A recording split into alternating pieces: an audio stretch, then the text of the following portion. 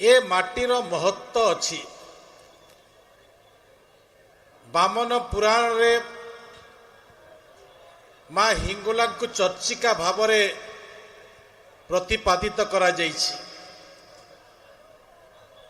ए माटी रे जो लक्षण अच्छी से लक्षण महत्व बोध ये सारा पृथ्वी रे विरल बोली मो मने करे। शिकारी शशक को खाई थाए किंतु ए माटीर महत्व होछि शशक शिकारी को आक्रमण करिवार माटी। तो से दृष्टि आपण माने चिंता करंतु ए माटीर केते महत्व अछि। एवं सबुठारो बड़ कथा हला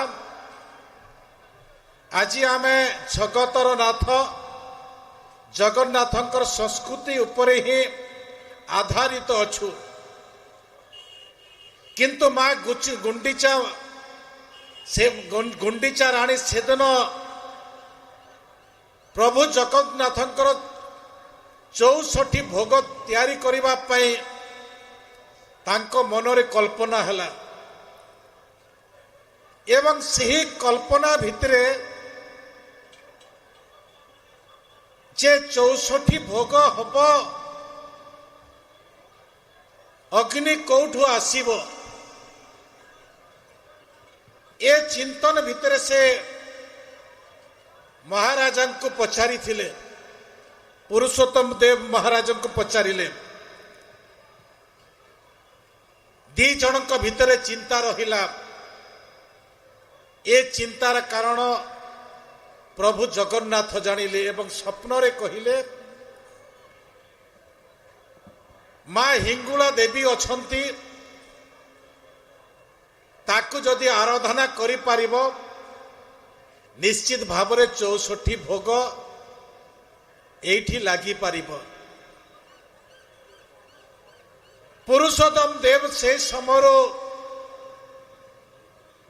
जो सपना देश रे प्रभु जगन्नाथ तांको कहिथिले से कथा को आधार करी माँ हिंगुला पीठ को आसिले। से तो अग्नि संभूता से ही अग्नि किंतु से जो अग्नि संभूता हेले एवं जोठी से स्थापित हो रहिले से माटी रे जो अग्नि बाहरुछि से अग्नि सारा पृथ्वी को प्रज्वलित करुछि। ए होछि मांकर एठी स्थान करिथबार महत्व। माँ उच्चलित हो गले किंतु पृथ्वी जदि तालचेर कोयला जदि पहुंची न था पृथ्वी को ताले आज आम जहाँ विकसित देखुछु ए विकसित स्वप्न भी अधूरा हो जाता। से दृष्टि मु कहवाई चाहे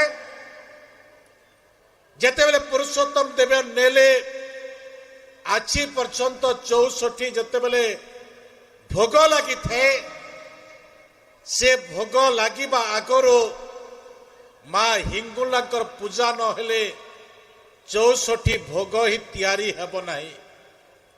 केड़े महानत से मां कर केड़े मां से सौभाग्य पाइछंती जगतर नाथ जगन्नाथंकर जदि तांकर भोगरे जदि तांकर अग्नि पूजा न हला ताले से भोग भी तैयारी हो पारिबो नहीं।